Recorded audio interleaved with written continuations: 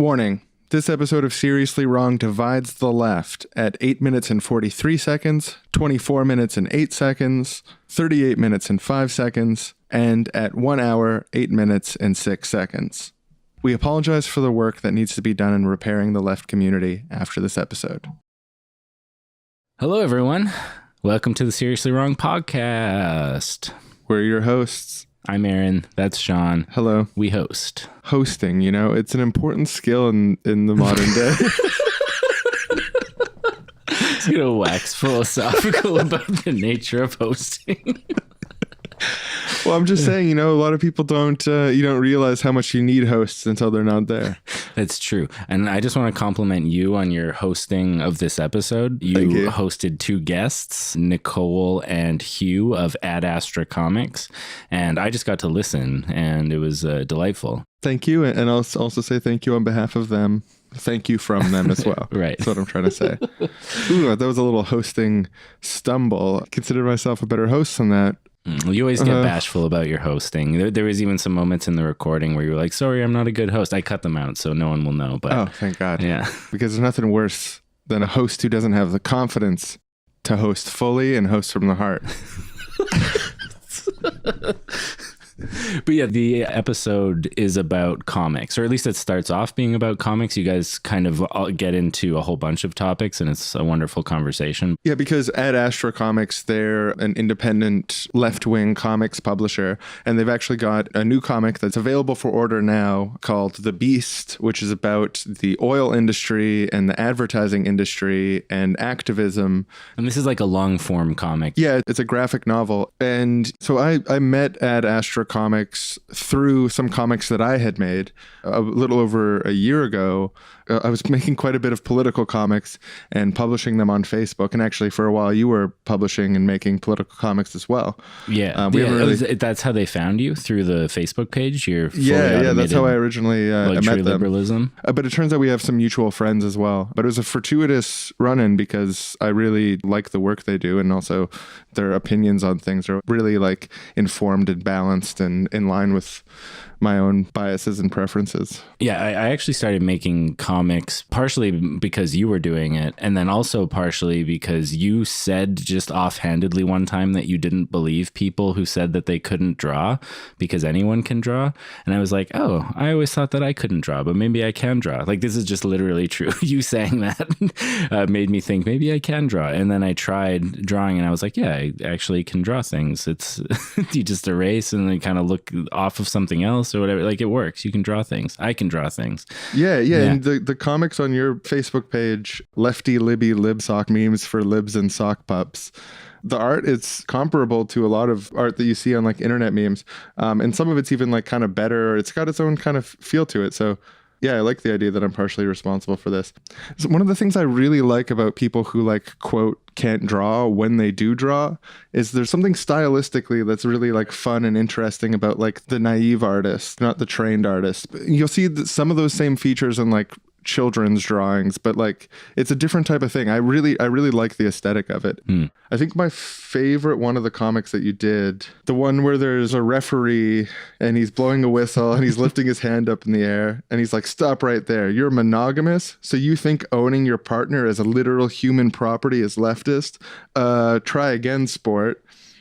He goes on after that, but the try again sport was where I really cracked up. It's just like having the referee say sport. Yeah, it really, and it's a critique of an overbearing leftist polyamorous ideology that says wanting to have monogamous relationships is authoritarian patriarchal capitalism. Yeah, no, likewise, I've liked a bunch of yours, but one of my favorites is just this like happy looking guy. He's reaching for a jar, says all the personal benefits of activism on it. He's like, it's been a long road pretending to care about other people, but now it's finally going to pay off. And then he opens the jar and all that's inside it is everyone hates you and you'll never be good enough.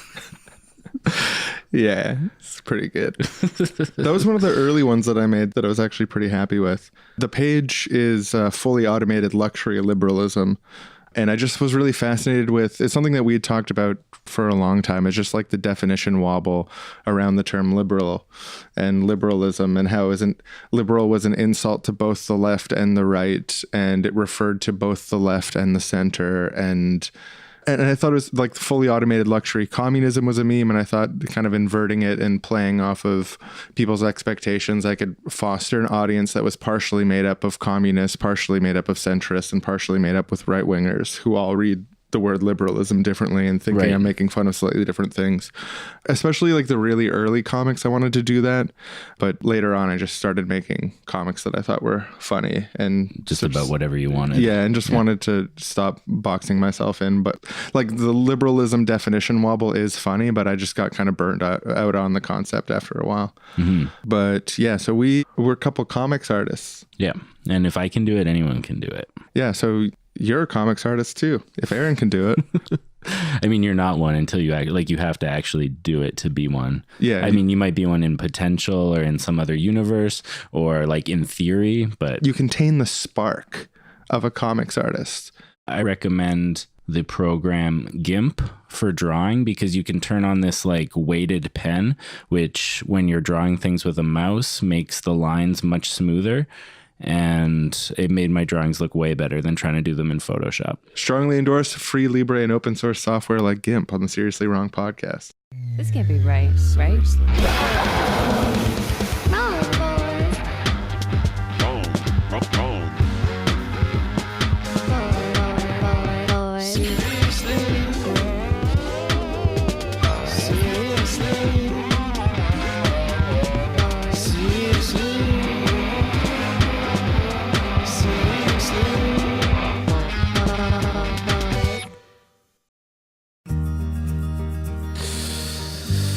Today's episode of Seriously Wrong is brought to you by Speaking with Your Lungs Full.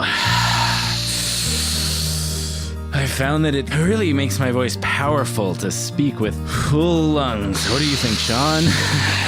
When I fill my lungs up, I find it hard not to speak with a booming voice full of confidence. Another thing I notice is that when my lungs are full of oxygen over and over again, I start to experience a sort of lightheadedness or almost a feeling being quite high, or blood oxygen makes me go, whoa! My energy levels go up and my voice goes up, and there's a lot going on in this experience of me right now. I feel a light cloud over the world, kind of sparkling from all of the oxygen in my lungs. And best of all, there's no vocal fry. My voice is clear and crisp to the end. These full lungs make recording a cinch. Thanks, full lungs. Proud sponsor of Seriously Wrong. This episode of Seriously Wrong podcast is also brought to you by our Patreon and PayPal subscribers. Dozens of hardworking, generous, lovely people who make this show possible. Yeah, without these hardworking, beautiful geniuses who contribute to the show every week, we wouldn't be able to put out nearly as much content, nearly as high quality of content. We wouldn't have the resources that we have. So thank you on behalf of us to everyone who chips in and makes a thanks a lot difference.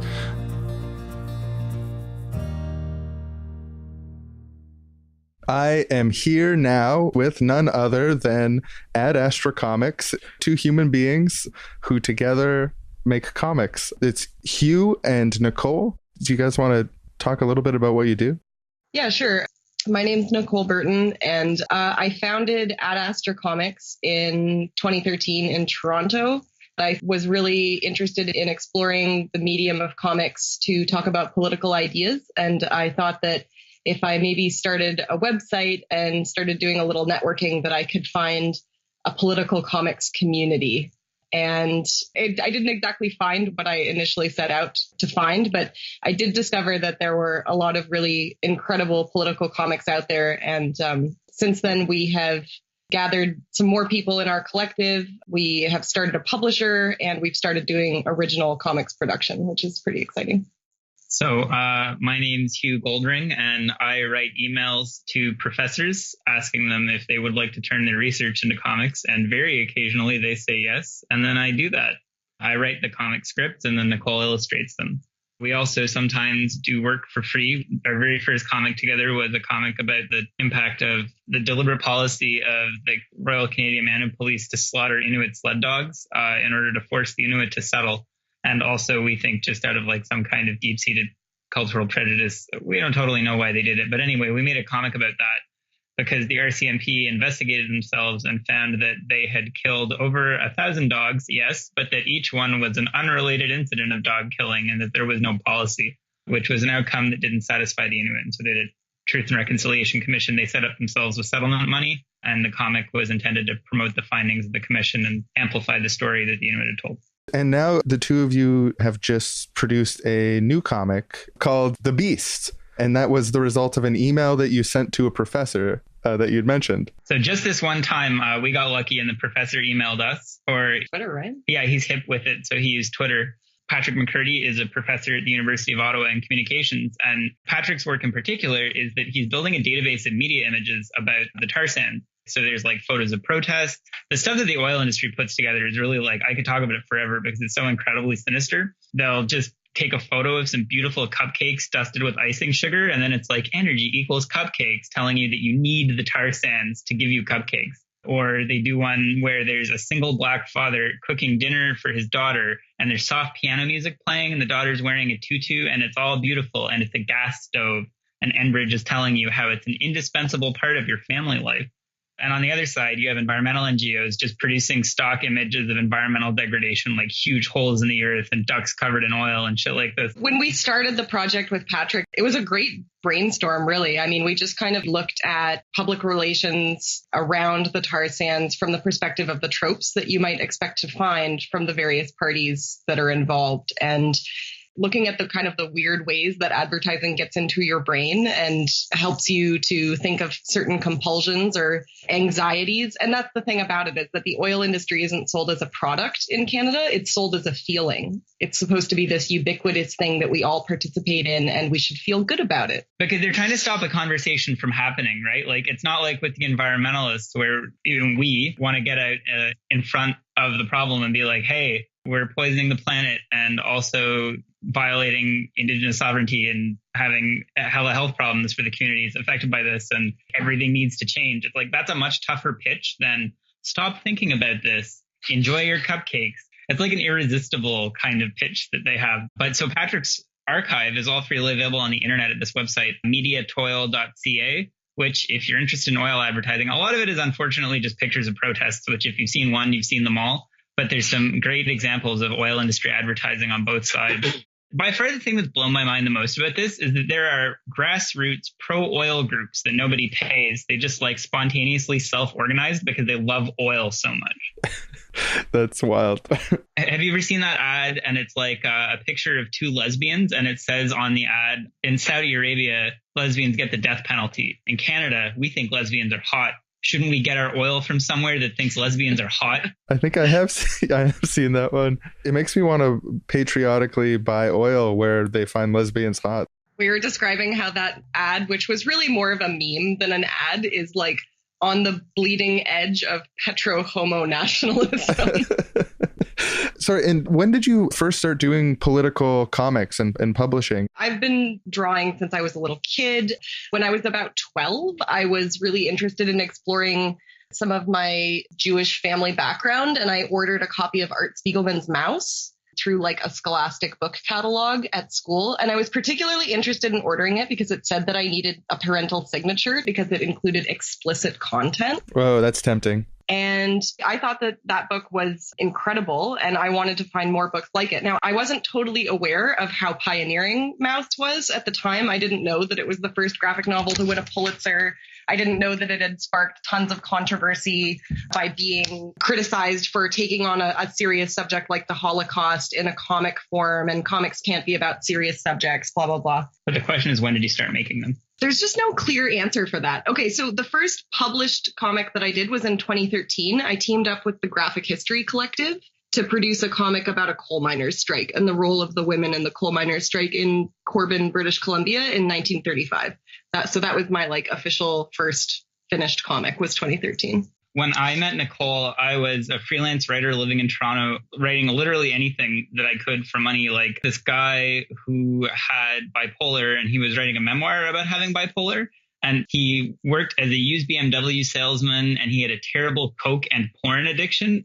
And the book was just all about how Jesus helped him out of his coke and porn addiction, but also it was just like laced with so much misogyny. He like wanted a Canada Arts Council grant to finish it, didn't he?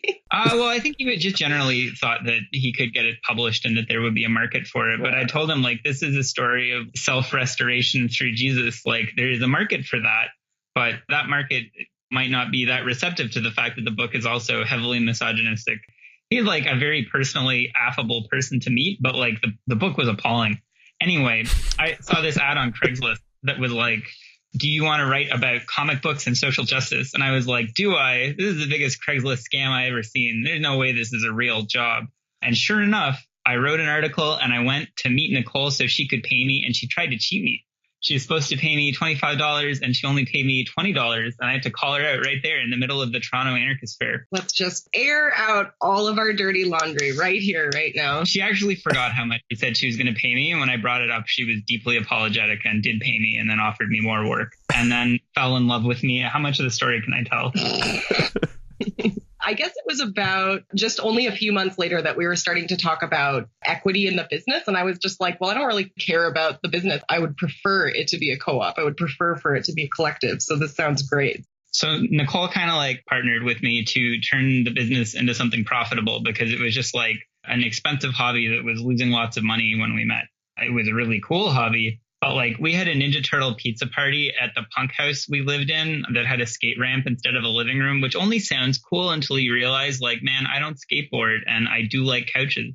So it's like, oh, that sounds like thunder outside of my bedroom every day, every night. Still better than the hardcore shows that went until 4 a.m. and left a bunch of passed out plaid-clad bros asleep in our half pipe. Anyway, you're forgetting the point. The pizza party was meant to be a fundraiser for a political comics artist that we were bringing up from New York City. And at the end of the night, after like 17 pizzas and 6 bottles of sake, and the house had been cleared out, it was just like, oh, we like broke even. We like didn't do this fundraiser properly. It was the coolest thing I've ever done in my life, though. So we had a conversation. We decided that publishing would be a good way to make money, which was a huge mistake, really dumb. Don't recommend to anybody that they try and do that. If you want to make money doing publishing, what you should do is sit down ahead of time and very carefully read the various grant guidelines, and you should publish books that are exactly designed to meet grant qualifications so that you're eligible for grants down the line. This is how Mad Max got made, by the way. Anyway, we didn't do that. We just went with projects we thought were cool. Our first project was a North American edition of an Indian comic about women and feminism in India called Drawing the Line, Indian Women Fight Back. It went really great. The crowdfunder, we surpassed our goal. We printed 3,000 copies. We partnered with some South Asian women's associations who do the organizing against domestic violence. It just was an incredible project. I think because it was so uplifting. It was a great opportunity to talk with people about how feminism is, yes, important, but how we need to have an international outlook on feminism. And that was really well received. The following book was a little bit of a tougher sell. Intersectional feminism, popular right now. Hot. Mining and extraction projects in Canada. Not so hot.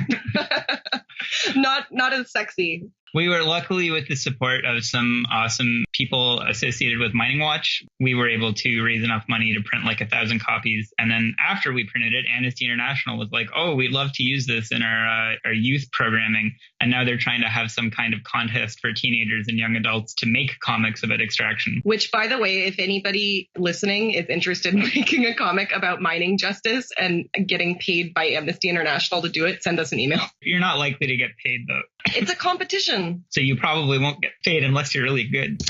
The next comic we did was Seth Tabachman's War in the Neighborhood. Yeah, War in the Neighborhood, I feel, was kind of like the first comic that I felt like was a perfect fit. There's a feeling to War in the Neighborhood that really speaks to Ad Astra Comics' perspective as a group of activists and former activists in terms of the lessons that we can learn from participating in social movements. I had hella Occupy flashbacks reading through it the first time because it's all about like okay, we're building this new world. There's this kind of utopian project, but we're occupying this space that has already been occupied by people with addiction issues and serious mental health stuff who maybe don't have any other homes. And there's class tensions rising to the surface. And then there's all kinds of gendered violence happening that isn't being addressed properly. Stop me if any of this sounds familiar to you. Yeah. On the subject of politics and cartoons and art, like what advantages are there to communicating through cartoons rather than YouTube videos or books or articles, think pieces, headlines? Mm-hmm. I don't want to get all Marshall McLuhaney about this, but I think it's going to be hard not to. The medium is definitely the message, and there are advantages and disadvantages to different media. And I don't want to be like comics are the one true medium, even though sometimes I kind of think that. But video information is often intentionally or unintentionally pretty emotionally manipulative. And the juxtaposition of images and then often the music I find to be particularly sort of driving you one way or another. But then on the other hand, with books, like it's a real investment. And like our joke at anarchist book fairs is like, come to our table and buy something you'll actually read. Like, I don't know, some people are really good about that, about like going to the anarchist book fair and buying 5 books and then reading them all. And then when they come back next year, they've read them all. But like I'm lending out a copy of Against the Fascist Creep today that I haven't finished reading, even though I got it in the winter. And so I think that comics are kind of a happy medium of like being a slow, deliberate medium because you're reading, but then maybe not being as dense as regular books. And also, I think that there's like an uncountable number of social issues and political issues that if you care about what's happening in the world, you want to at least have a primer. And I think that comics offer us a really exciting opportunity to get a primer on a subject in an hour or two, as opposed to spending a week reading a format that may work for some people, but doesn't always work for everyone. An advantage of short form comics is that they're like very nearly memes and they can be shared around. Also with the long form ones, I think that they can be good when people have language barriers. Like if you're not a fluent English speaker, it can be helpful to have the images to help provide context clues about what the dialogue means. And then when it comes to political comics, it can be hard to wrap your head around a political subject. And a lot of stuff that gets written is really theory heavy. I won't say I'd never seen a comic that was so drenched in theory that it was almost incoherent, because I definitely have. But it's a lot less common because you'd have to really not understand the medium in order to drown it in text like that. Yeah, I'm actually, Shawn, I want to call bullshit on your question. I just feel like, I don't know, comics are fun, man. Like, like we don't need an explanation necessarily for like why we might want to use them. And I just feel like anybody who doesn't realize that comics are fun, I don't know where they've been. Well, that's a great answer to call them fun. That's a good reason as any. We should talk about what the book we're working on right now is about, because, I talked about Patrick's work, and Patrick's work is great, but it does not actually super germane to our extremely Canadian comic. So I say that the comic is extremely Canadian, A, because that helps me explain why the crowdfunder isn't doing quite as well as I might like it to be. And more importantly, because it just is straight up an incredibly Canadian story. It's about 2 Nova Scotians who can't get work in Nova Scotia and go to Alberta to work. But because they're art school grads, they go to Edmonton to work in advertising, and they end up working on opposite sides of the oil question. So one of them is a photographer for environmental NGOs, and the other one is working for a regular ad agency that takes corporate and government clients. And so it's all like pro-oil stuff. And over the course of the comic, it teases out all of this stuff about what does it mean to have a job that doesn't totally fuck the world up. And it's like, is there really any escaping that? What does a good image of the oil sands look like if there is such a thing? What is an honest image? And along the way, there's like all kinds of stuff about crust punks and workplace sexual harassment and vegan wings. And it's very like aggressively millennial. Buy our book. It's got vegan wings in it. Actually, for this podcast, we should say buy our book. It has flagrant Murray Bookchin references in it. Yeah. I have to be honest, when I was reading my digital copy and I got to the vegan wings, I spit out my coffee everywhere and I ordered 5 copies immediately. Good to know. Good to know that engineered scene really worked for you. So if you, dear listeners, want to pick up The Beast or other comics published by Ad Astra Comics, you can go to the Ad Astra Comics web store at squareup.com. There'll be a link in the description of this podcast, or you can also go to adastracomics.com, and that's comics with an X. But if you live somewhere in the United States or Canada, check out at the end of the episode where we're going to have a fun little contest for listeners. because I bought multiple copies. That's literally true. And I'm going to give 2 of them away. So find out at the end of the episode how to get one. That's so incredible. I'm so excited. That is incredible.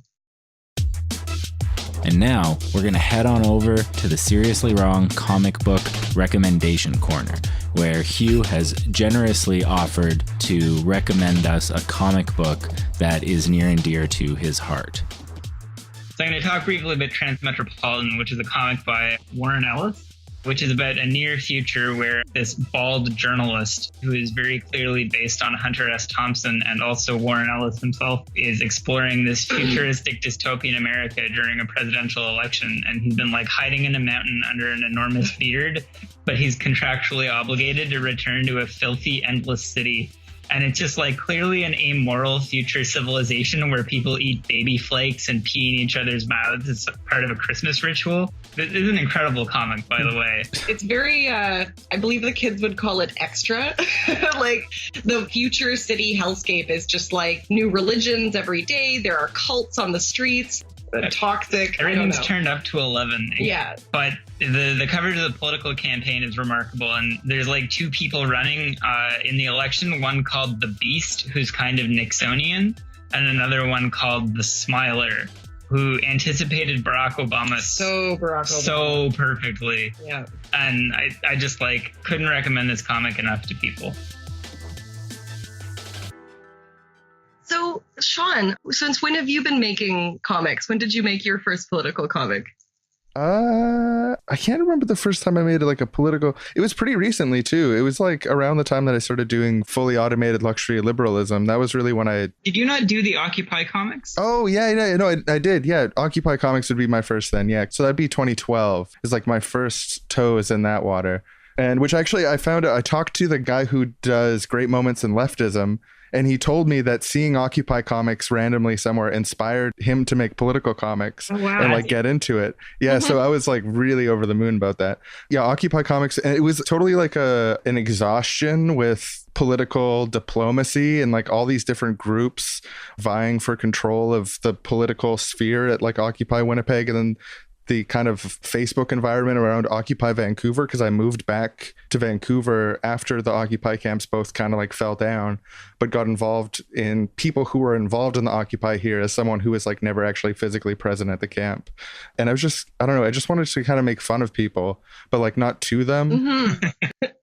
The grassroots left is such fertile soil for satirization and mockery, particularly when you're like right in there in the shit. You're just like, man, I just really want to have a laugh about this situation with somebody. I mentioned to Hugh on Facebook chat that I've been arguing with some trans exclusionary radical feminists recently, which I never really had like mano a mano arguments with before. They were more of like an idea, this like floating out there bad thing that I had never seen up close. But I gotta say, it's so weird, like the Jekyll and Hyde thing. Like you're talking to someone, they're like, oh, I'm a feminist, here's my ideas about these different things. You're like, yes, this is totally acceptable. And then all of a sudden it's just like the lighting in the room changes and they like suddenly have long teeth and they're like it's a really weird thing. So Hugh was mentioning to me, I don't know if you want to talk about it, but that you argue with TERFs also compulsively, Nicole. I really try not to, personally. No, it's our friend Amy, who I won't identify any further because the last thing she needs is more TERFs to argue with. Yeah, no, I have argued with TERFs, but it's just like it's not a productive use of your time. Like they're like tankies. Also, there are like TERF tankies out there too. So it's just like a grand slam of shitty politics. The old TNT that I try and avoid. It's just like, I don't even know how to put it other than we're not living in the same reality. There's like basic questions of the way the world works that we disagree on. And it's not possible to arrive at a common understanding with people like that. And I don't know that that's totally true because the aforementioned friend who made a hobby of trolling TERFs like won 1 or 2 over using civil discourse. But I think it was 1 or 2 out of hundreds. So I don't know, like they have a big lie machine, like it's like conspiracy theorists kind of like if you go down the TERF rabbit hole of like TERF websites and stuff, they have all these memes and they talk about like peak trans, which is the moment at which they became a TERF because they're like trans ideology has gone too far.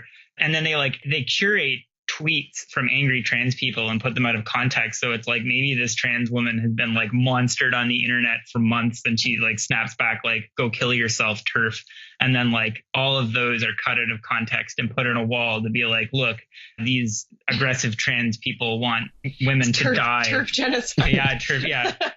TERF is a slur. TERFs are like, I think Megan Murphy recently wrote an article comparing trans people to Hitler, if I'm remembering that right. She was like pretty on the low about being a TERF until quite recently. And then I think that after she got fired from Rabble, she stopped, or I think she quit actually. I want to get this right. I think she quit working at Rabble over a controversy that involved her. And I think they took down one of her articles or removed her from an editor position or something. And she responded by quitting. And since then, I think she's been more open about being a TERF.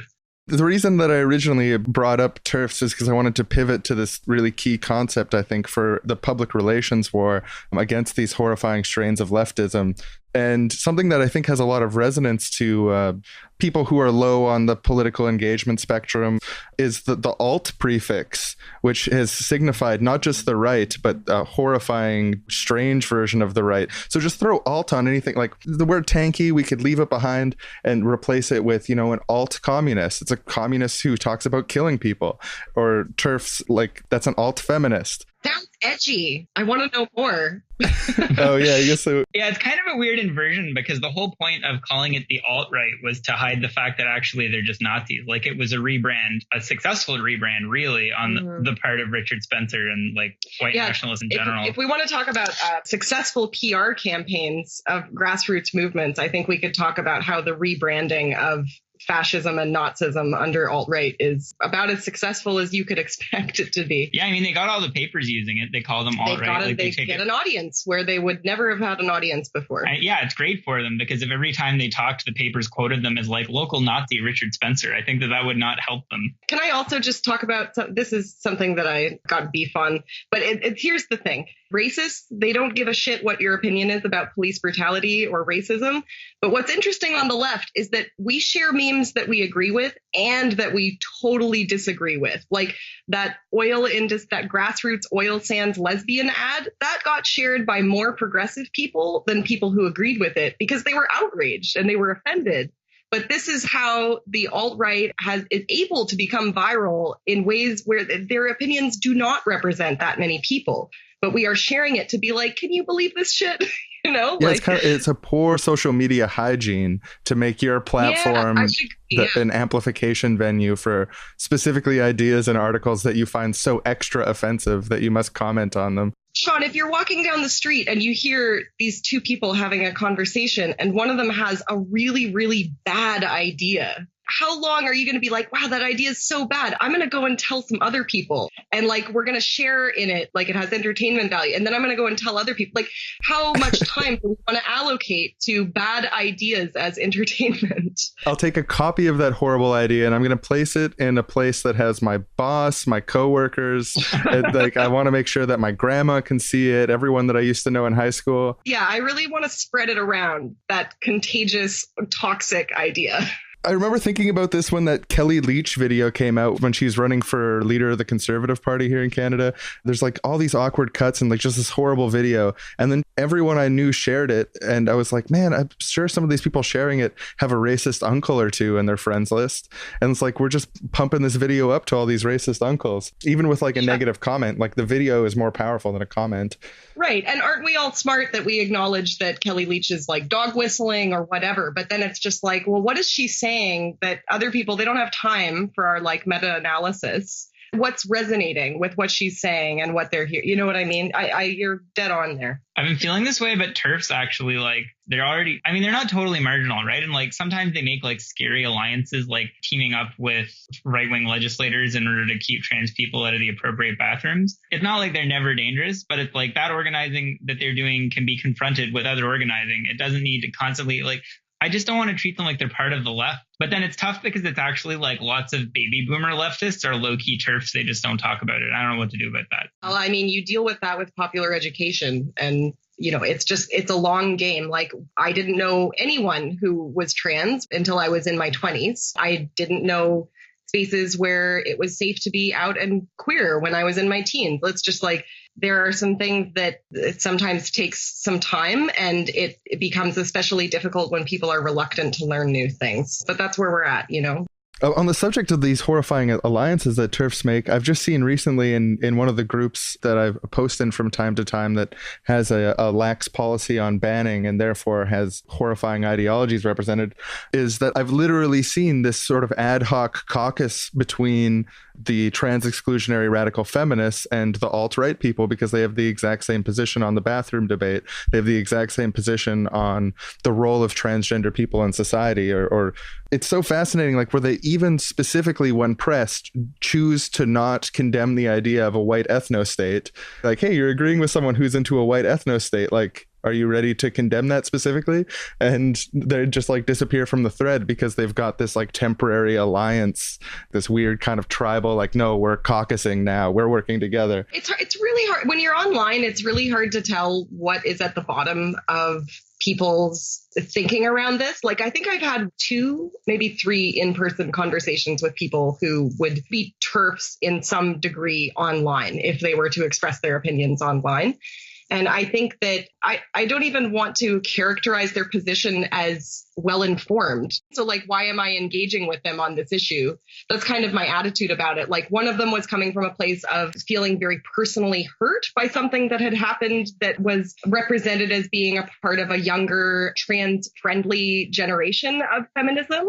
And then the other person, I think, just like had never met a trans person in their life. And it's just like, you know, I don't know how much space I want to give to somebody's position when they claim to be informed about something when they're just not informed at all. Well, some of them do think that they're informed, but all of their information is made up. So in that way, it's a conspiracy theory. Like, not every TERF is a conspiracy theorist, but there's a significant overlap in terms of like, there's a set of TERF conspiracy theories about trans people. It's not born out by... Is there like a high council of trans people that run the world? Is that... Yeah, I mean, they think that trans people control society, or like I have run into people who have said basically that, although they were more alt-righty. But the globalists are all trans. Yeah, it was like the idea of a gay transgender Jewish power structure. Like, the queer community and the Jewish community are actually behind the scenes, you know, shaking hands, making deals, running the place. And that sounds fucking dope. Yeah, to me. It sounds good. I want in on that. Other than the running the world part, no one should be running the world. And now it's time for great alliances of convenience throughout history. In 2017, a group of Marxist-Leninist Maoists and a group of men's right activist Kekistanis joined forces in Pittsburgh with a shared goal of killing all the liberals. While they were too small on their own, if they worked together, their dream might be possible.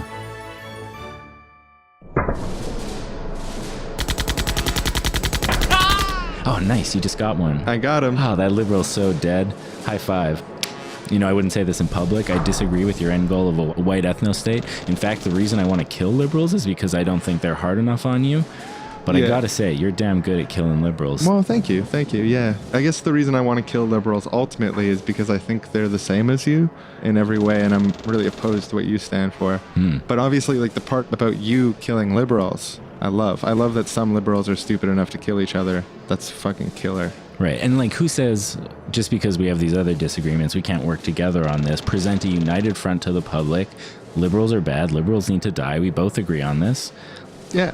I mean, you got to be pragmatic, like this liberal kind of like purity politics. Oh, I only want to achieve something that's pure and perfect. I mean, well, I do want to achieve something pure and perfect, to be honest. The white ethno-state. Me too. Well, that's not pure. That's impure and gross. And yeah, when your unicorn rainbow land founded on the skulls of... we won't get into it now, but suffice to say what you believe is... for later. Yeah, what you believe is wretched. The important thing to remember is that liberals are like 95% of people, and 1% of people can't kill 95% of people, but 3% of people might be able to. And, you know, we're doing a pretty good job of it right now, killing all these libs, kicking ass, taking names. I mean, if there's one thing I agree with you on, is that libs are scum and they deserve the bullet. I'm more of a helicopter man, and you're more of a... Up against the wall. You know, different strokes for different folks, and... got to take your allies where you can find them. You know, you're so dumb, you probably don't even realize that after we kill all the liberals, we're totally going to kill all you guys, and then we're going to implement communist utopia. But, you know, That's what I like about you.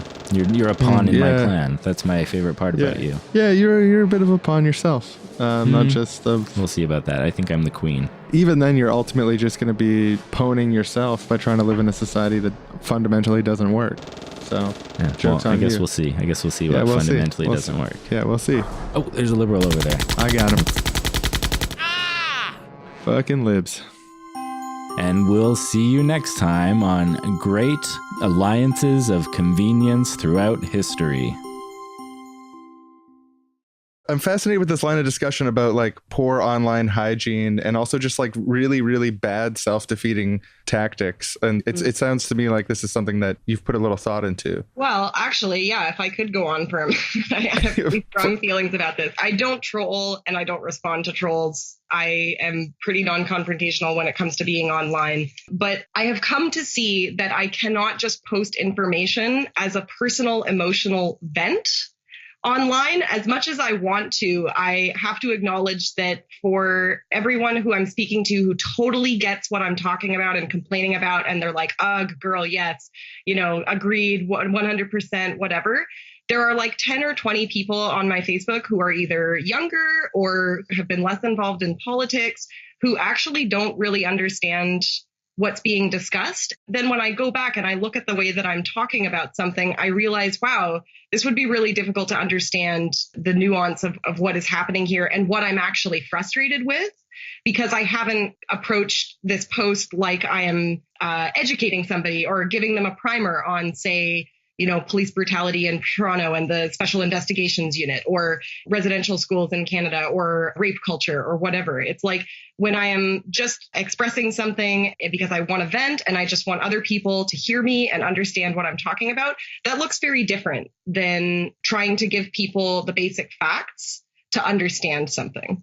And I think that that's one of the reasons why we kind of create some echo chambers and online communities where we're talking about issues. It looks like we're talking about issues, but we're not actually breaking those issues down and talking about what the language means, what the context is, what the history may be.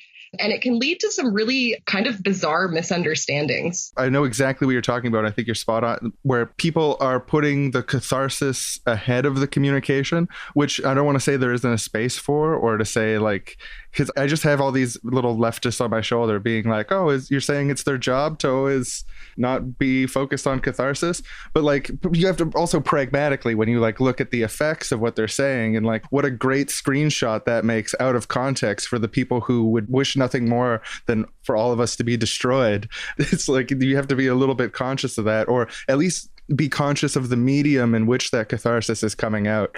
Yeah. I like a pretty intense dude about means needing to line up with ends. But still, it's like when I hear the way that people's moral judgments get injected into these conversations about tactics, when you're being like, maybe we should be careful of what we say and how it looks, and someone's like, you're tone policing or you're like derailing by bringing this up. Well, it's like on a certain level, maybe, but it's also like on another level, we need to win. And I would never condone like gulags or autocratic centralized authority in order to win, but like keeping our mouths shut or like venting in private in order to like not embarrass ourselves. Like, yeah, we were having a conversation with like an older cartoonist whose work we really like on Twitter, but he like tweeted this cartoon he did at us that was like, the message was, liberals, once we beat up the Nazis, we're going to beat you up for sympathizing with Nazis. And it's just like, what an unbelievably bad take.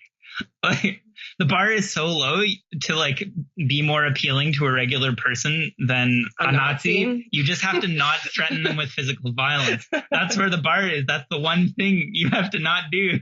And here they are. Here he is. And like all the hundreds of people. I'm disappointed you haven't done a comic about liberals getting the bullet yet. Yeah.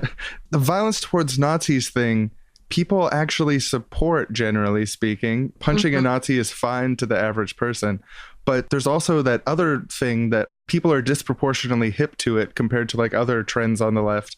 But it's like the Nazi bleed, where people refer to things outside of literal Nazism as Nazism. And it's not always clear to what degree they're literally calling them a Nazi or using it just as a phrase or whatever. And then that's taken out of context.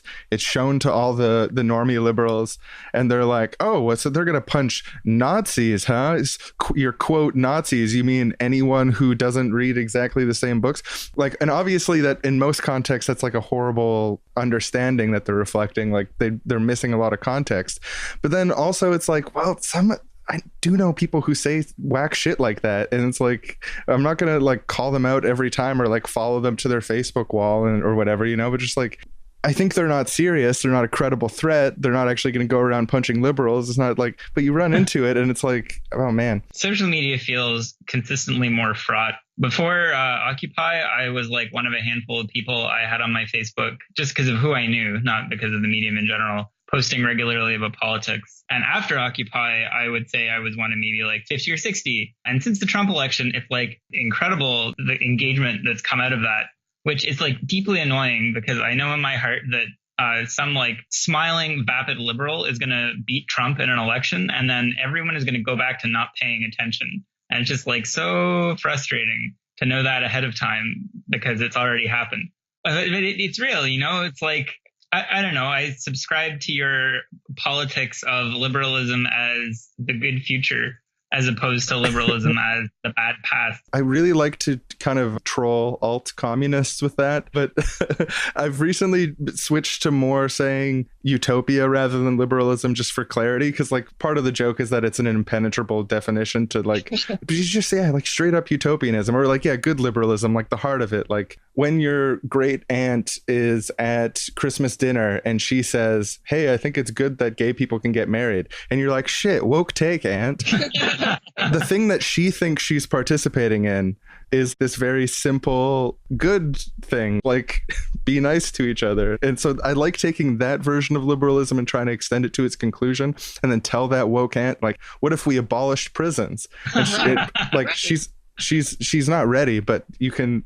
She'll be down. She'll be down by Easter. Yeah, exactly. Yeah, a few holidays from now. Yeah. She's gonna come here and she's gonna share it like it was her own idea. Forget the whole first conversation happened. Send her a few spicy memes. She'll be ready to go in no time. Speaking of abolishing prisons, actually, we were having a good laugh at Conrad Black's expense earlier tonight. Because after he went to prison, he wrote a searing op-ed about how inhumane prisons are. And it's like, you know, if the prison that Conrad Black went to was so bad that Conrad Black didn't like it, what would he think about a real prison? It's like for somebody to be incapable of acknowledging the basic humanity of Indigenous people and talk about how colonialism is good, but it just takes about 100 days in prison for him to be like, abolish prison. Yeah. I mean, the lesson here is that we should jail all rich people. We should probably occupy Conrad Black's land and take his resources, probably. I think maybe he'll understand. I do like the idea of locking up all rich people. Maybe not in perpetuity, but like when you run into like a hardcore revolutionary communist who's saying like, we got to kill all the rich or whatever, say like, no, let's moderate. Let's put them in jail for 100 days and then see what their op-ed looks like. Maybe they need to go in for another 100, but just keep those op-eds coming and see. Paris Hilton didn't last 72 hours. Like, I don't think it's going to take that long to bring about a bit of a collapse. But I mean, we're talking hypotheticals here. The woke op-eds pour out sooner than 100 days. We don't condone imprisoning anyone awkwardly. Wait, we awkwardly don't condone it, or we don't condone awkward imprisonment? Like, yeah, it needs to be a really smooth imprisonment. No, it is like the situation is awkward that we don't condone imprisoning anyone, because sometimes where it's like necessary for us to be like, no, we shouldn't even lock up like X right-wing asshole. It's like not a fun intervention. It's irrelevant. It's just irrelevant for you and me to be talking about who should be getting locked up. It's a waste of time. Well, but it's like people go down that road, right? And like carcerality creeps into all kinds of nominally progressive spaces. Agreed. And people are like, oh yeah, let's like imprison this group and then that'll solve the problem. But it's like, believe it or not, prisons don't solve any problems, no matter who you throw in them. Hello and welcome to Confirmation Bias News. Today at the top of the hour, the global ultra-rich have been released from prison after a 6-month sentence, following the wildly popular and democratically decided upon form of reparations where all rich people were put in jail for 6 months, and they were also shown 2 months of what it was like to live in poverty and squalor before that. The idea behind the policy was that rich people being so disconnected from everyday experience was clouding their political objectives and policy making. It's now been 2.5 weeks since the ultra-rich were released from prison, and the ad hoc organization coalition of the ultra-rich, released a statement today saying, "We learned our lesson, quote, big time." In a press conference today, they detailed their plans for rectifying all that had been done wrong. Let me say, we've been through an ordeal. Lesson learned, big time. I was jet setting around the world. I was eating caviar, and I had no idea what it was like to be poor. You knew there was this abstract concept called a poor person, and like you saw them around sometimes, but the idea that they had a subjectivity that was like mine and that their experience, which was obviously very harsh, was experienced by a subjectivity that was like mine was something that just hadn't occurred to me. And at first I was like, okay, why prison for so long? Why prison for 6 months? I haven't done anything. I'm innocent. They made it clear during the section of the day where we went to the reading group, watched videos of stories of people sent to jail for nonviolent crime who are innocent. We read a lot about kind of the history of racism in the prison system, and it really made the day-to-day prison life really pop the political message. Yeah, message received big time. And, you know, we're rich, we're powerful, we have a lot of money, we have a lot of influence, and that means we can make change in the world. And so we're happy to announce big changes are coming. And we're definitely, number 3, I'll just say now, number 3 is abolish global poverty. On board 100%. We're just talking about the steps to that. Number 1, we just have to make sure that nothing like this ever happens again. Yeah, I don't know who got the authority to put all rich people in jail for 6 months, this whole 8-month program. I guess I'm told it was democratic, so we're going to have to close that loophole real quick. And it completely conflicts with the amount of property I have. Like, if you have this much property and you do something wrong, you forfeit some of your property. It's only once you're out of property that you start looking at something like jail as a punishment. Yeah. Like, that's just common sense. It's like these things that happened to us are so wrong. They shouldn't happen to anyone, least of all us. Look at it this way. The way it was before, the only people who experienced poverty were poor people. And that's horrible. Yeah, that's horrible. That's I know what bad. it's like to be poor. Listen to me. Yeah. Whew. And then after this horrible policy was introduced, the amount of people experiencing poverty increased by quite a lot by the number of all rich people. From a utilitarian perspective, it's an absolute gong show. Horrible violence. Ending global poverty. So first step, end it for us. That's easy. We know how to do that. Just turn the clock back, make it like it was before. But also make it illegal for anything like that to happen in the future. If that involves some sort of restriction on the democratic mechanism, if that's going to involve affecting who authorizes the press to print what, I don't know. We're going to look into that. So the second step, which is really crucial, is to find out who is responsible for this, who caused this program, what were all the steps. We're launching a full-scale investigation to find out how did this happen and how can we stop it from happening. You know, limiting democracy, limiting freedom of the press, those are just ideas. We don't know how this pernicious thing spread, but we're going to find out. Yeah, and if you're guilty, I mean, just turn yourself in. Why are you delaying the pursuit of ending global poverty? Now, this, you know, might not happen in our lifetimes, but we're confident that our offspring, protected by the actions we take today, will in the future carry out step 3. Yeah, and we'll leave them a sizable inheritance to make sure that they're able to fulfill those dreams. An inheritance with a note on it that says, note, earmarked for ending global poverty. Yeah, and I mean, they're good kids, so. I love my kids. Yeah. Oh, yeah. I also have great kids.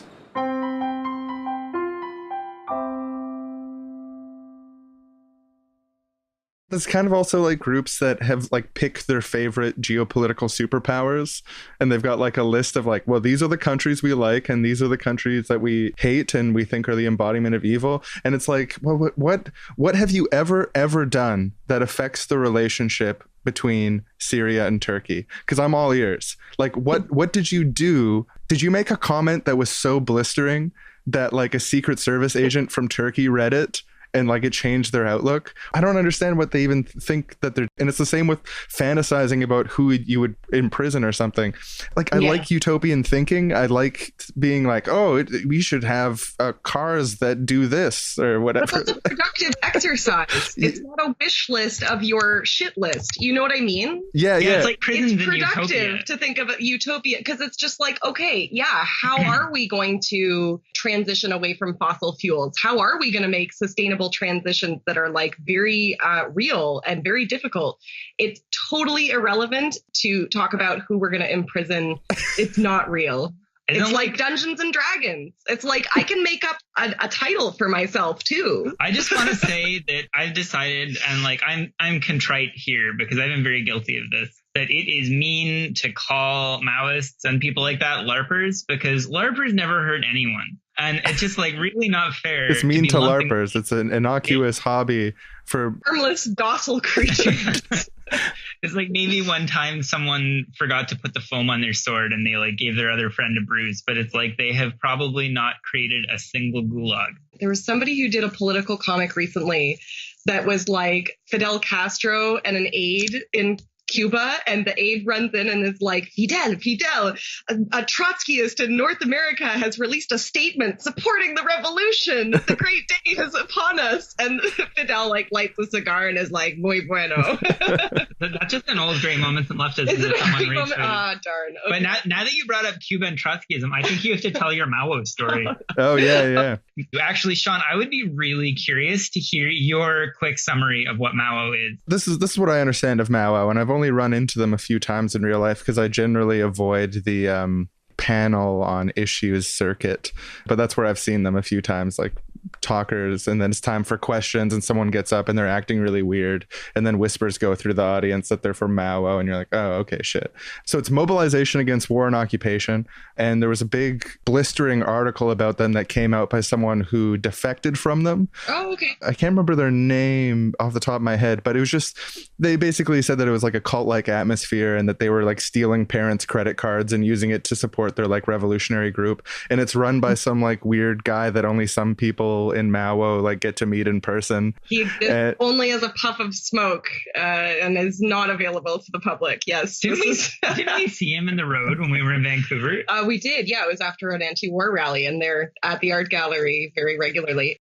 Yeah, I don't know how deep we want to go into like the roots of what is Mao. And I also can't speak to like what Mao has become since I left the organization in 2008. But okay, well, the TLDR of it is in the fallout of the grassroots mass movement that existed in response and resistance to the Gordon Campbell provincial government in the early O's. There was a great deal of momentum around anti-poverty organizing in the downtown east side in Vancouver. And there was a bit of a culmination around that right before the municipal election where Cope got elected that involved the occupation of the Woodwards building. And that involved dozens, maybe hundreds of people. I'm not sure. I wasn't there. But after the collapse of the squat and the occupation, there was a factional fight that happened in the anti-poverty committee. And out of the anti-poverty committee factional fight, Fire This Time Movement for Social Justice was born. And this was a grouping of people that came out of the APC that wanted to organize really seriously against the provincial government, against the Liberal government. And so they formed this other group that was going to be more efficient, more political, more effective, less corrupt than the APC. So I joined a youth organization that they formed in 2003.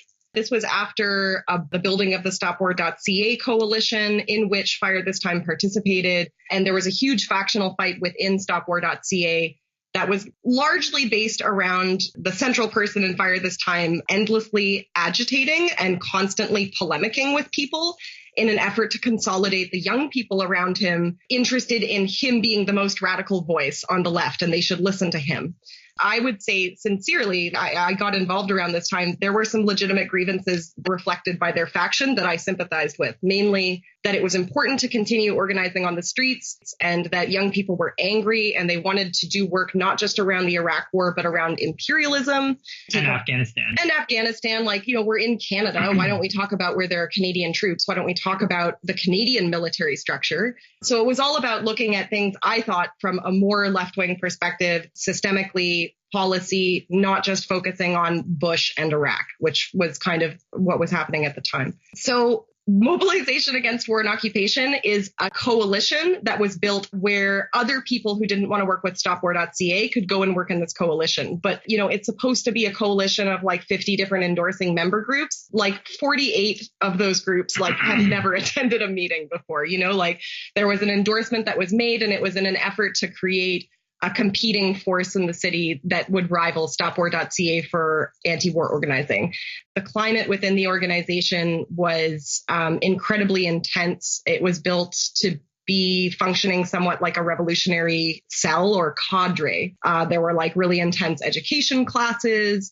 The group operated based around democratic centralism, which I'm not sure if listeners are familiar with this idea, but it's a Leninist practice whereby you can have major disagreements with members of your organization, but in the public outside of the organization, you all have to have the same line.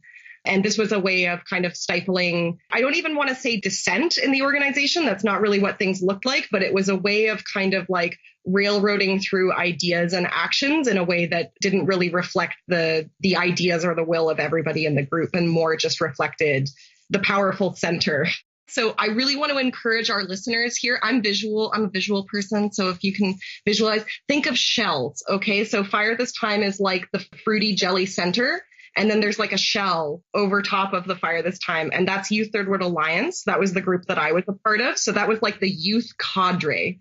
Okay. So Mao, so this is very important. Mao is like the outer crispy shell. Okay. That's like the panko crust. That's the anti-war coalition. Anyone can be a member of that organization. There's no initiation. There's no crazy 6-hour meetings. Like once you get into one group, it's like maybe they'll recruit you to the next group. You know what I mean? Like, and it becomes this kind of like exclusivity situation where you can become a real organizer. It's all garbage. I don't want to like get into naming names. It's not really where I'm at right now. But as time has gone on and I've seen some of the ways that people try to manipulate power around oppression online and offline in activist groups, some of it sounds awfully familiar from my time in Mao. What inspired you to leave Mao in the end? Was there like a negative experience? Like, did the democratic centralism decide on things that were contrary to your politics in too fundamental a way? Or? Oh, no, that's so honorable and noble. Thank you for suggesting that. No, that's totally not how I left the organization.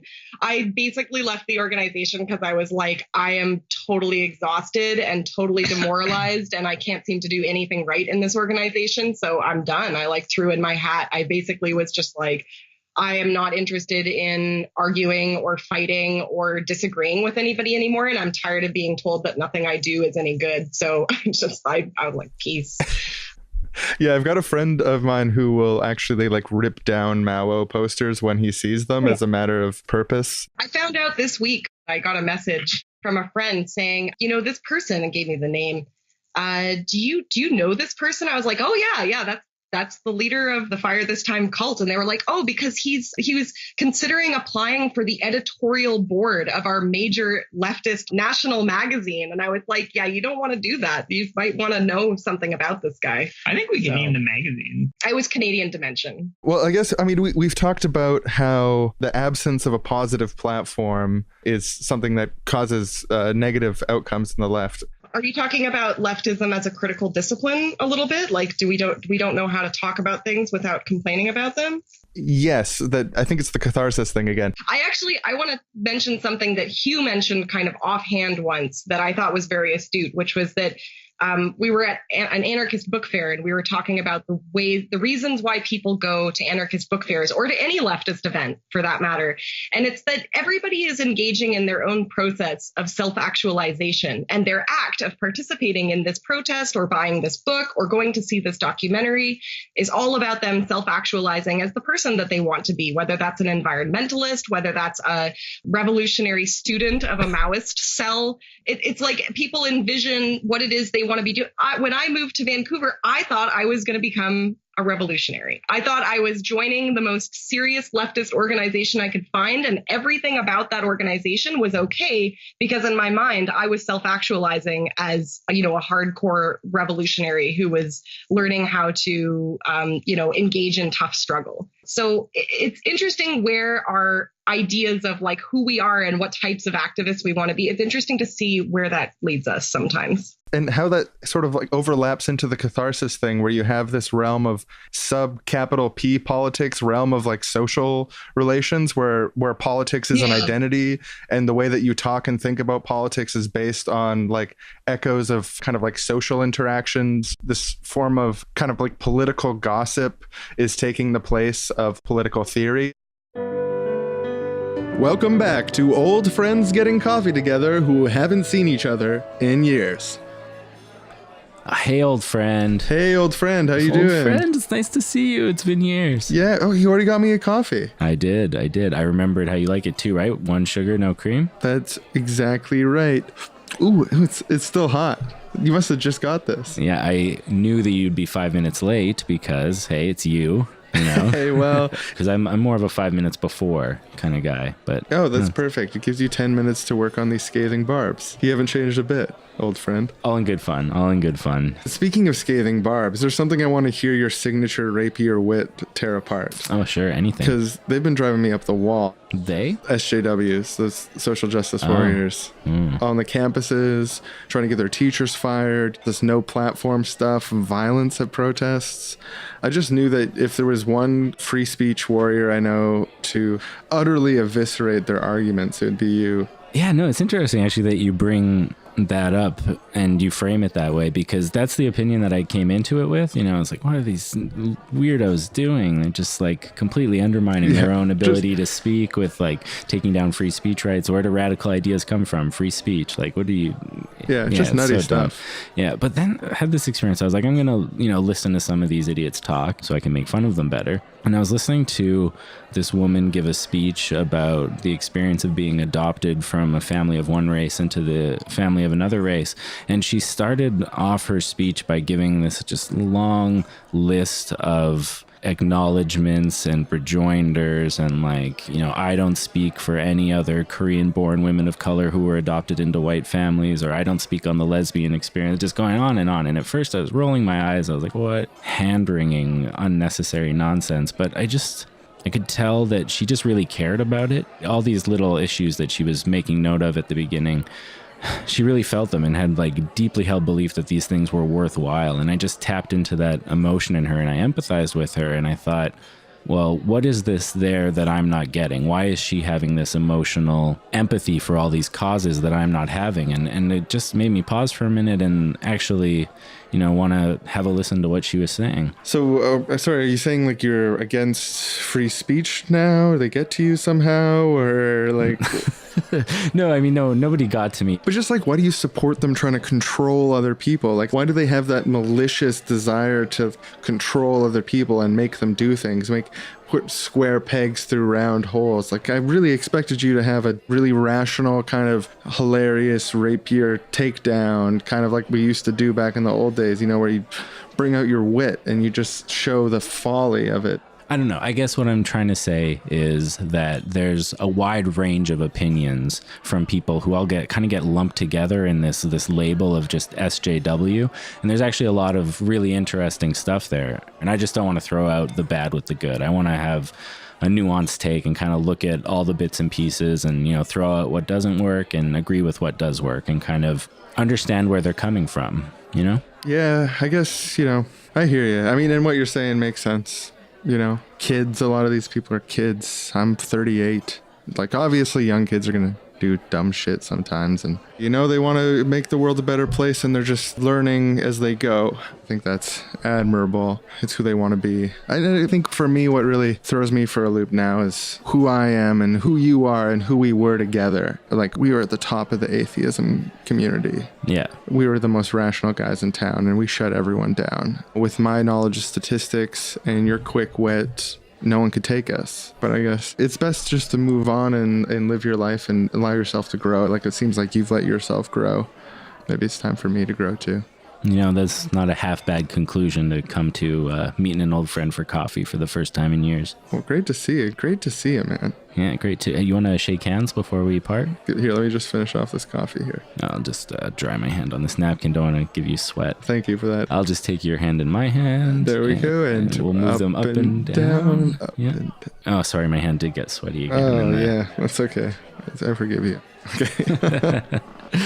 All right. It was nice seeing you. So okay, yeah. Take care. Bye. We'll see you next time on Old Friends Getting Coffee Together Who Haven't Seen Each Other in Years.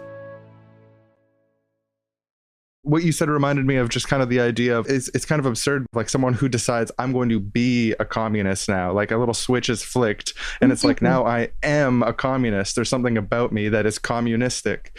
And then they move their world around fitting into that identity, but it's not actually necessarily about the process of what is the outcome that I want to achieve? What are the steps to move towards that outcome? Like results-based politics versus like expression-based politics. And whether we choose to admit it or not, we come from a consumer-based society where it's like, oh, I'm a communist now. I've got my little Mao purse. I'm good to go. Like I'm a communist now, right? I got the purse.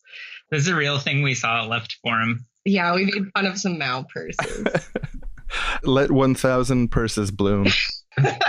Yeah, I mean, this is our favorite topic of conversation, basically, and it has a bunch of appendages. For a while, I really liked the metaphor of talking about the left as a cargo cult. For listeners who aren't familiar with cargo cult, in World War II, the British and American armies, and more importantly, air forces, used islands in the Pacific as landing strips, and in exchange, they like forced the transaction on them, I'm sure, but they gave the people who lived on the islands various manufactured goods from industrial civilization.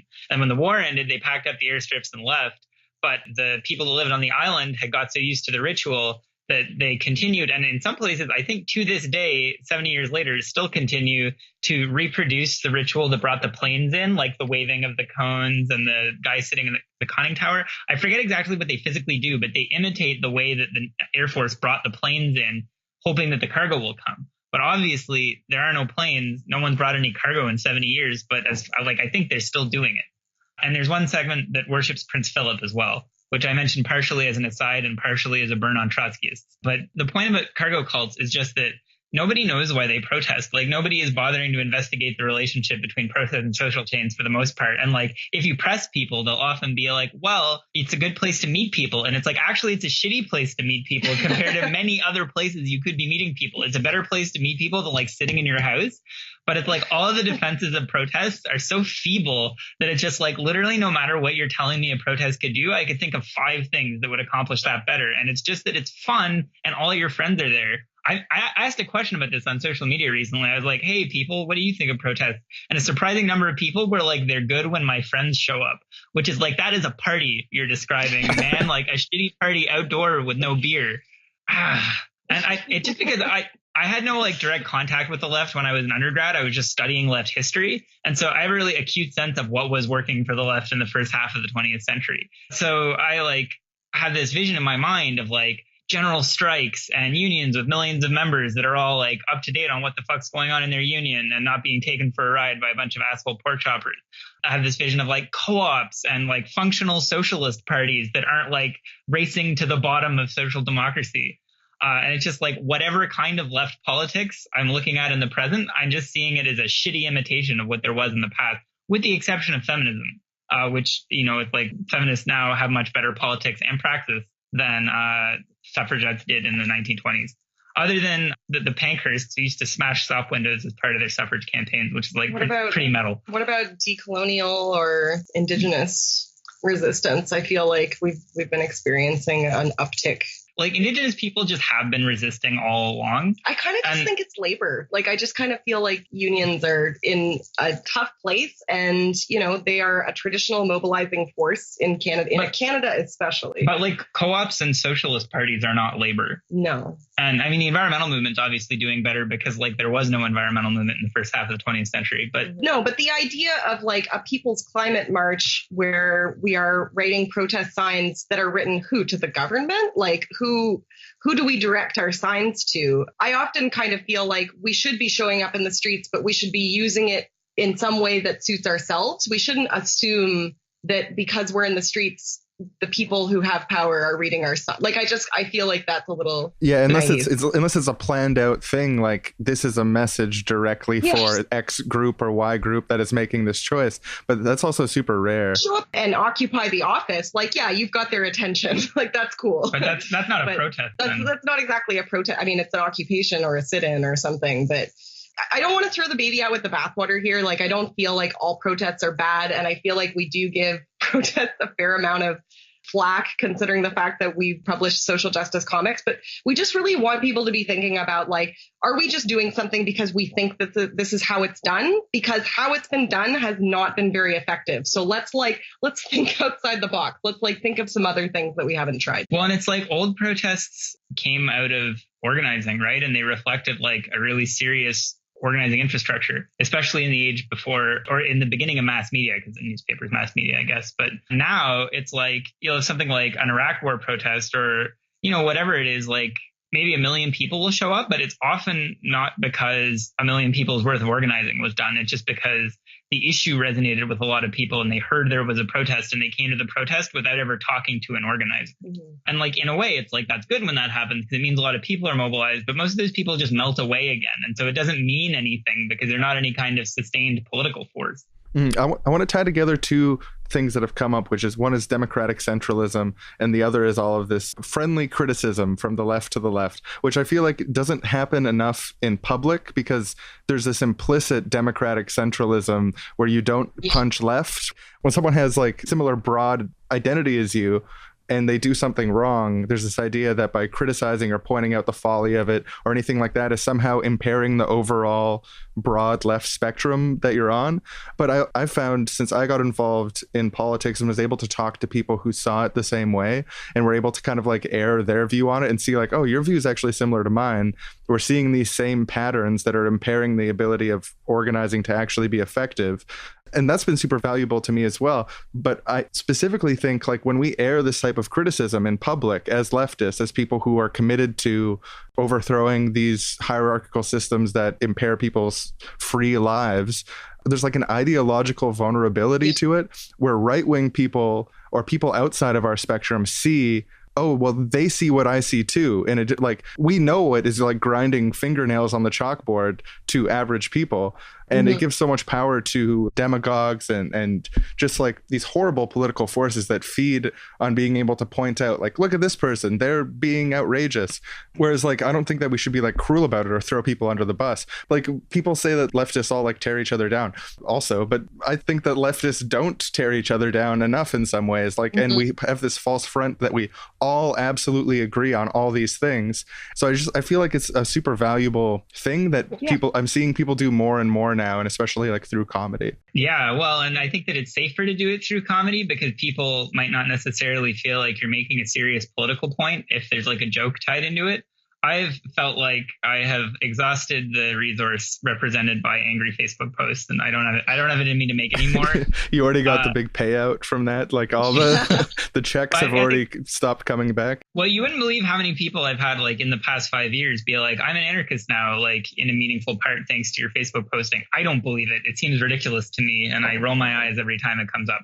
But regardless of how you communicate it, and I think how we communicate these criticisms are good questions. Like we just can't afford to flee the field, right? Like it's embarrassing that the right wing, for example, is like burying us on campus because they have all of these highly valid criticisms of the Canadian Federation of Students. And instead of us being like, yeah, how come we don't have like a non-hierarchical anti-capitalist student union pushing for free tuition?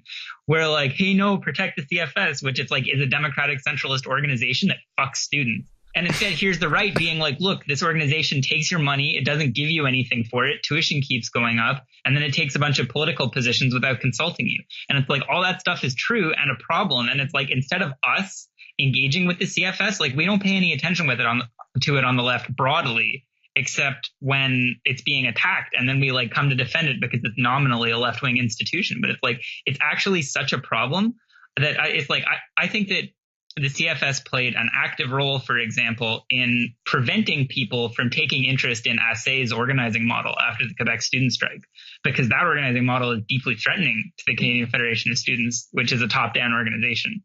And ASSE, meanwhile, where there is no center and it's all grassroots and like there's, a national spokesperson or whatever, but that's as central as it gets. It's like an opposite kind of structure. But I don't know. I don't want to like totally get going about CFS in particular. I think even left-wing organizations that I love are either like caged in by their institutional structure in terms of the kind of work they can do.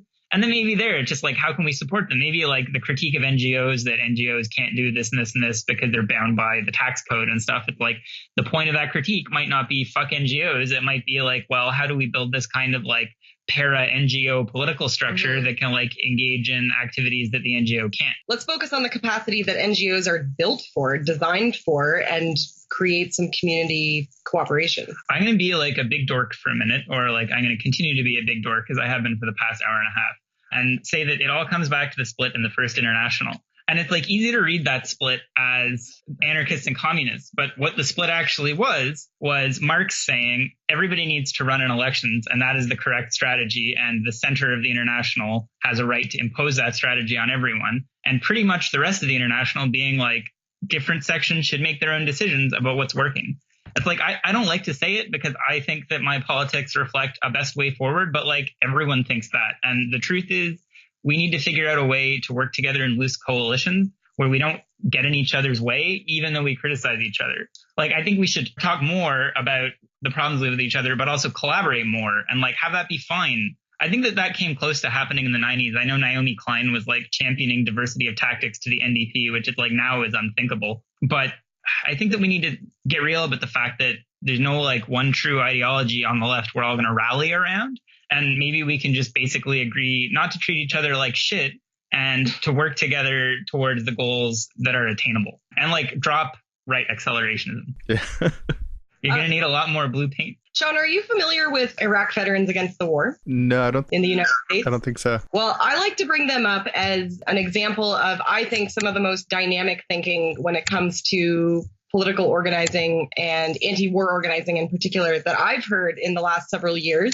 There was an IVAW chapter that operated outside of an army base in Texas, and they basically figured out that on the weekends, the guys on the base didn't know what to do and would just sort of go into town, go to a strip club, go to a bar, get drunk, go back and whatever. And they realized that they could go to the base with a pickup truck and basically just be like, hey, we're doing a veteran support barbecue. If you want to come, you can just hop in the back of the truck. We'll give you a ride home at the end. They took all of these guys who were in basic training to their barbecue, out to play Call of Duty, and just talk to them. Just talk to them about the war, talk to them about the military, talk to them about the benefits that they were receiving, the shitty relationship that they have with Veterans Affairs. And they just like established a lifeline with these guys who are being actively indoctrinated by the U.S. military machine. It's hard for me to imagine a leftist who both owns a pickup truck and can talk to strangers. And can play Call of Duty. Maybe the last one. But I really like that as an example because it's like, you know what? What is it focused on? It's on recruitment as a form of human connection. And it's based around what the recruit wants to do, not what the fucking leftist wants to do. You know, it's like leftists, we can sit in panel discussions until the cows come home. You know, like some of us, we love the sounds of our own voices. But like, we need to think like, okay, who do we need to be reaching here? What do they need? How can we help them with our experience? And how can we have a safe space to engage with them around these issues? And I've heard this from a friend and I was like, wow, this is really interesting. Like, how do you guys decide what's a campaign and what's not? And the member who was talking to me said, we're essentially an anarchist organization. If you have 2 or more people in IVAW who want to take on a project, and it lines up with the mandate that we have, go for it. And it's just like, once you have a project, let us know and different people will help to support that. And it's just like something like that would never fly in a national organization like that operates around democratic centralism. I don't want to say, you know, CFS or whatever, but if you have an organization that just lets people do things where they have strength and where they have capacity and where they have the motivation and the inspiration to do it, you will find a much more organic and dynamic space for organizing. So you two have produced and are now working on publishing a really wonderful comic I had the chance to read an advanced copy of. And as you mentioned before, it's about the oil industry. These 2 people who have taken different paths working with either these NGOs or with the oil industry directly, where there's all this money and this kind of moral contradiction there. You know, it's funny. I guess it's pretty much just about what we were just talking about a second ago. It's a comic about how you have to know how to talk to an ordinary human being as a left-wing person. And you also need to figure out a way to eat that doesn't involve being totally evil. And those things are hard and scary, and they can cause a lot of conflict. And it can seem like the easier thing to do is just to try and go along to get along, or otherwise take a path of least resistance, because there's more than one, right? But I think that ultimately the comic is about having to find your own path.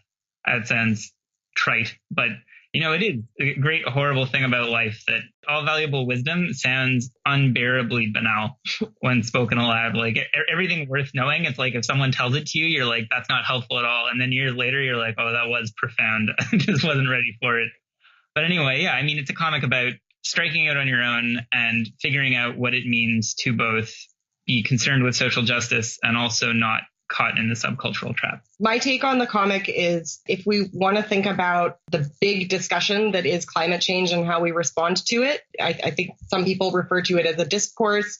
If we really boil it down, it could be almost like a conversation. It's really hard to have a conversation when there are people engaging in bad faith or are lying, and advertising is full of lies. And so to be able to look at the way that we are approaching the oil economy and sustainable transitions away from the oil economy or away from fossil fuels, the waters are really muddied by the amount of advertising that is involved in the debate. And we try to look at that in the comic.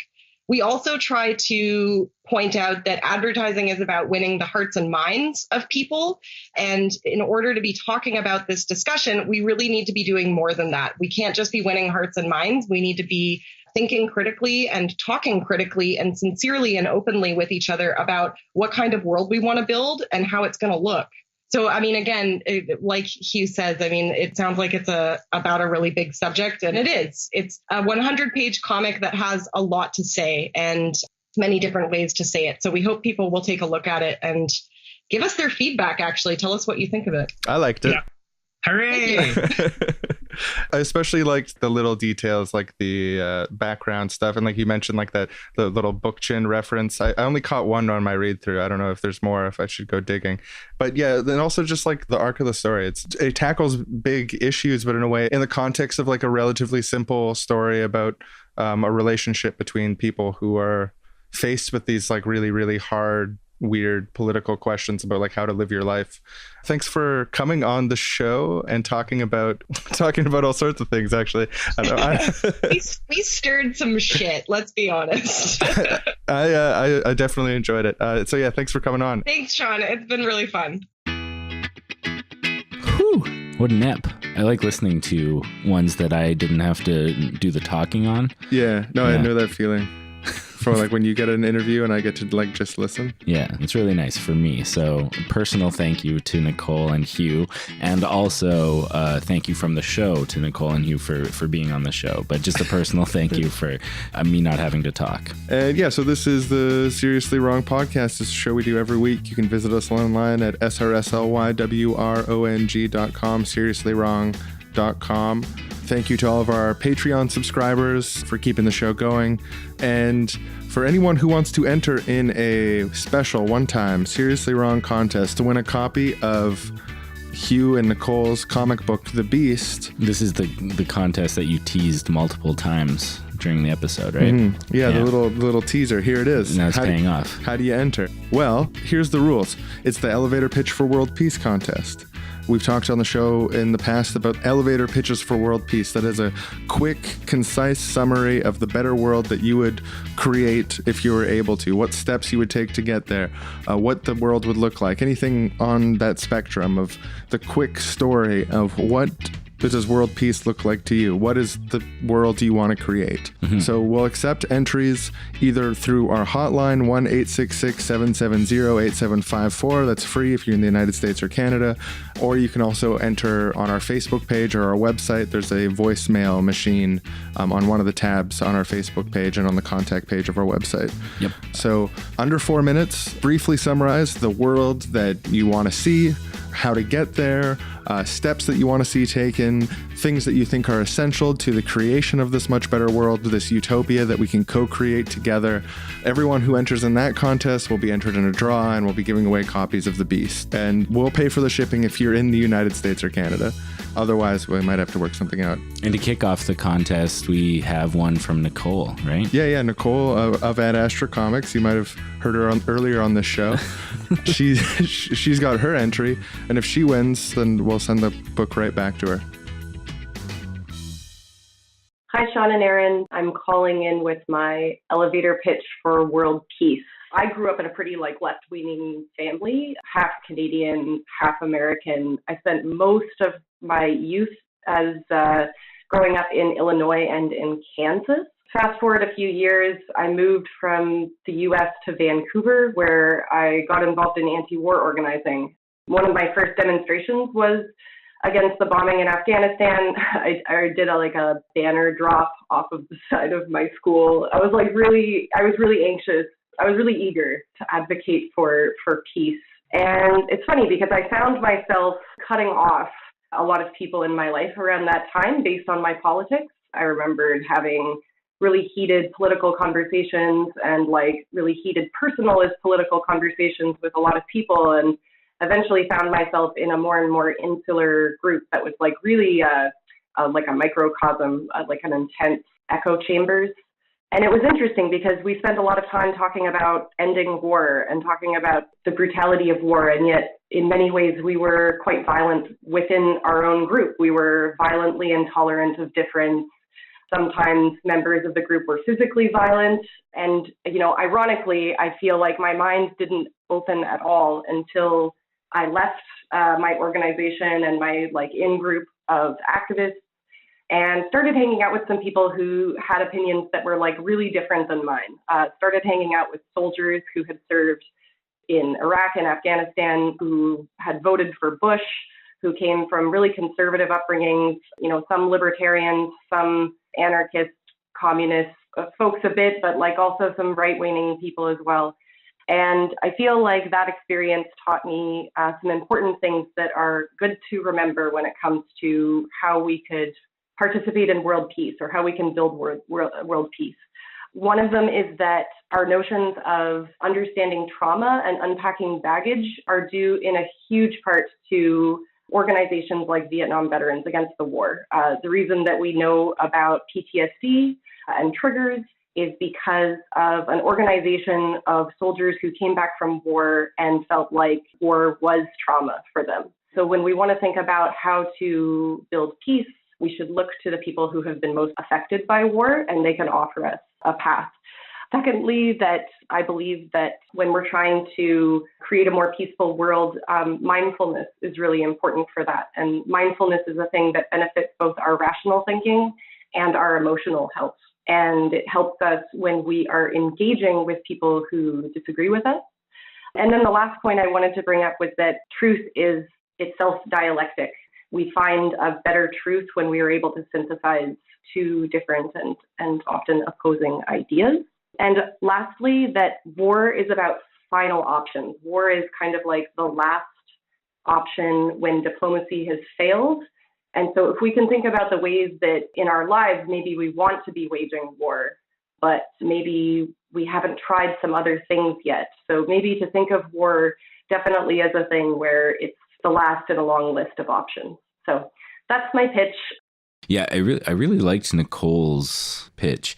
All the aspects there were really well thought out, but two of them especially captured my imagination or were things that I really love. The first one, that truth is dialectical. I mean, we all know I love the balance. I love the resolving the tensions of opposites. I love understanding that the conversations are part of the process that we all use to figure out what the fuck is going on.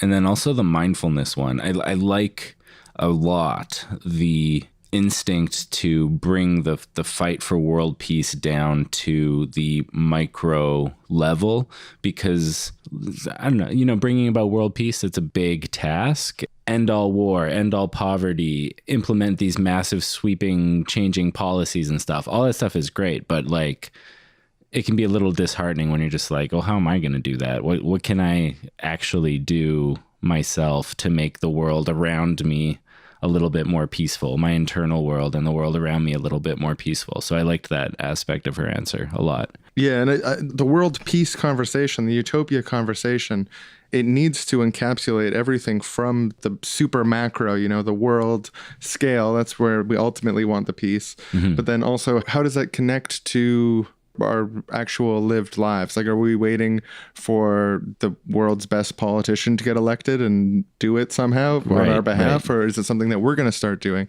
And these are the types of questions that I would love to hear addressed in people's entries in the contest. Yeah, totally. World peace must be made up of a mosaic of little pieces surrounding people and communities and families and cities and world peace pieces of peace. Yeah. Peaceful pieces of peace. So yeah, thanks for coming on the show, Nicole and Hugh, and thanks to everyone for listening. We'll see ya. See you soon. Or hear you soon. Or you'll hear us soon. You'll hear us. We'll never see or hear you unless you call to the hotline, enter in the contest. Otherwise, I won't see or hear you. Thank you. This can't be right, right?